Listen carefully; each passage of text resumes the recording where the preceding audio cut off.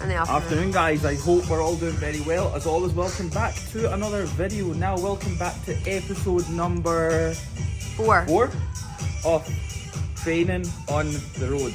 Training whilst travelling, training in another gym, bringing another gym to you guys. I can't even remember what the actual series is called. What's it called again? Training on the road. Training on the road. Is it called Training on the Road? No. Okay guys, welcome to Training on the Road. We're in SchoolHouse Gym in Ahohill. That's how you say it? Ahohill, yeah. Ahohill? Ahohill. Ahohill. Ahohill. Ahohill. Ahohill. Ahohill.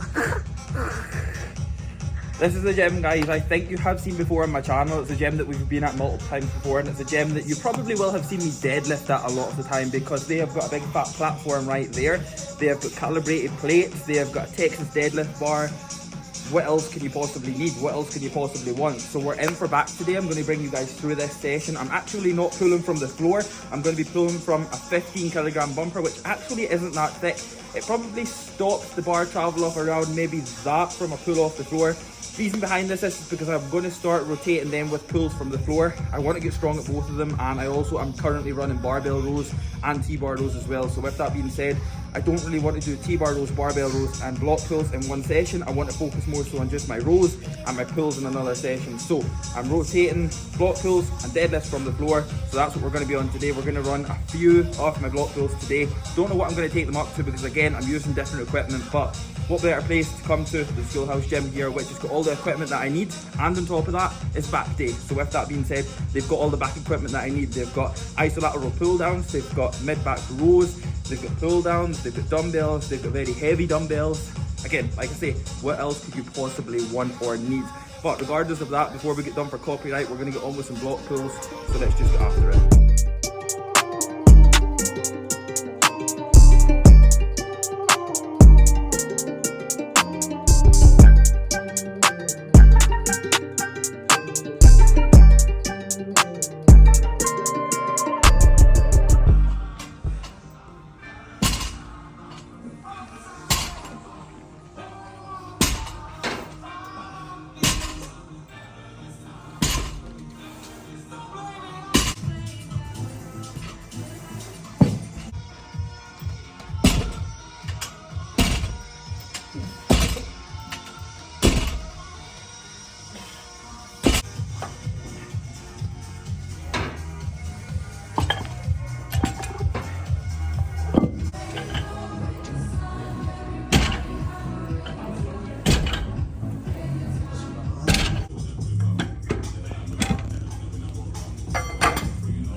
Most people, ladies and gentlemen, are stoppable.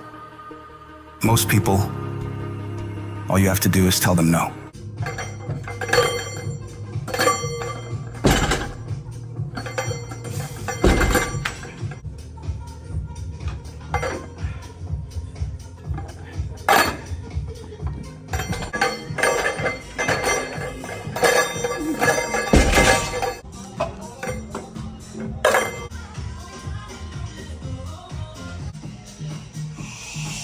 Okay, come on, Kevin. Still getting fucking warm now. Look.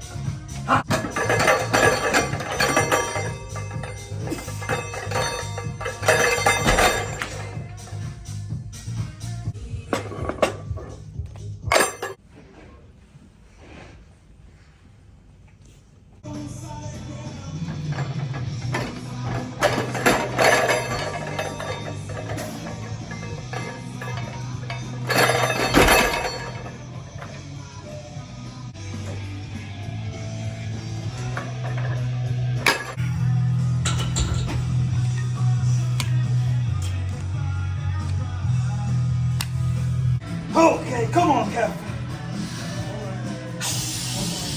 Yep.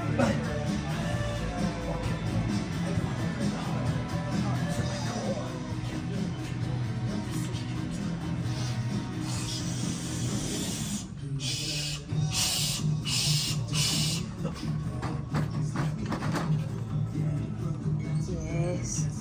Yes! Stay with that! Stay with that!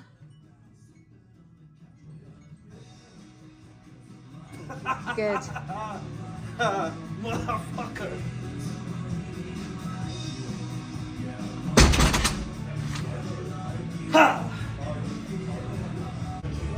What could have possibly went wrong with that set? Went wrong. Yeah. I literally near slipped and fell on my arse walking up to the bar. I think I was actually off a little. Something made me think whenever I pulled the bar, whenever I was releasing the slack, just before I was going to go and pull it, I was like, I'm so off here. But then I just literally had to go. It was too late. By that time I was either going to shy out of it and not even attempt it. And then in my head it was like, you might have to attempt this again. You might have to go back in, and I'm like, fuck this, there's no chance I'm going back in at 340 to try and even touch it. Because even an attempt, even just getting your mind ready, even an attempt on something like that is enough to stop you going again. So it was really all or nothing on that. I think that was probably even longer to lock that out than the 320 about a year ago that's pinned on my Instagram. If anybody's wanting to go and watch that one went pretty viral, but that was a long one. But to be fair, I don't think there was much hitching on that. No. I think it was just a really fucking slow rep. But in all honesty, I never really wanted to say anything at the start, but I came in for that. I wanted to really have a good crack at that. Something's just made me really want to lock out 340, and if I'm being honest, I've not done enough prep work for it to allow it to happen off the floor anytime soon. Just purely down to the fact of we are training out of a lot of different gyms.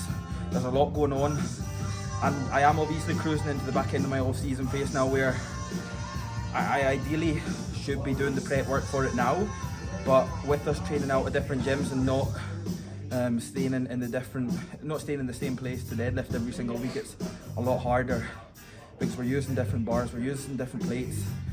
But again, coming in somewhere like this, where we've got a platform, we've got a Texas deadlift bar, we've got enough plates, and we've calibrated plates, I kind of would have liked it more than anything else.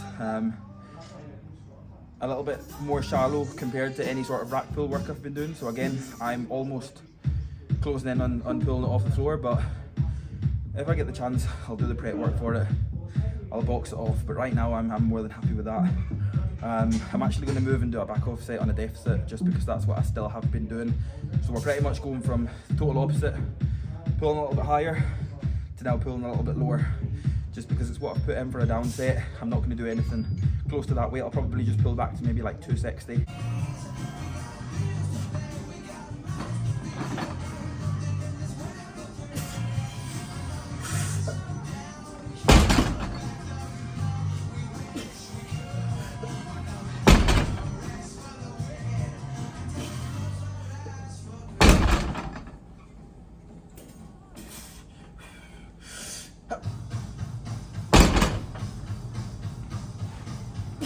One.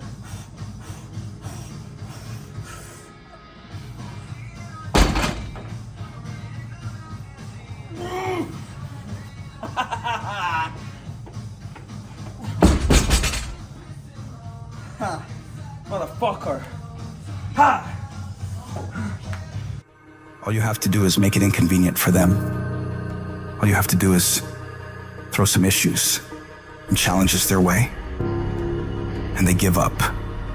They throw in the towel. They surrender.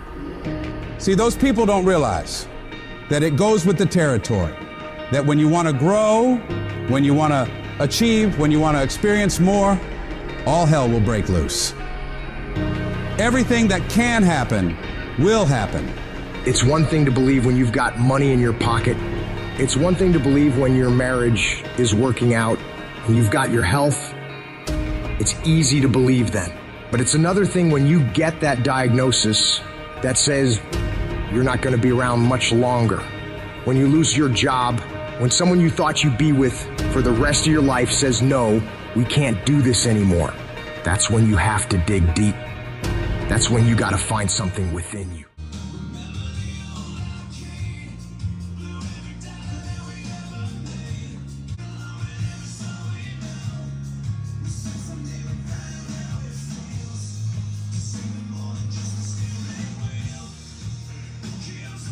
The biggest hack whenever it comes to strapping up for an underhand, so the total opposite of what you would use 95% of the time.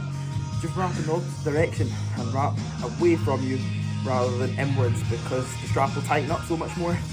Ultimately, like figure 8 straps, if you're using them on a barbell, you would always strap them up nearer the end of the bar and then bring your hands in, because they'll tighten up significantly more. So like these, strap away from yourself and then bring your hand inwards, because it will tighten you up to the bar and lock you in significantly more, and then you won't have to worry about moving.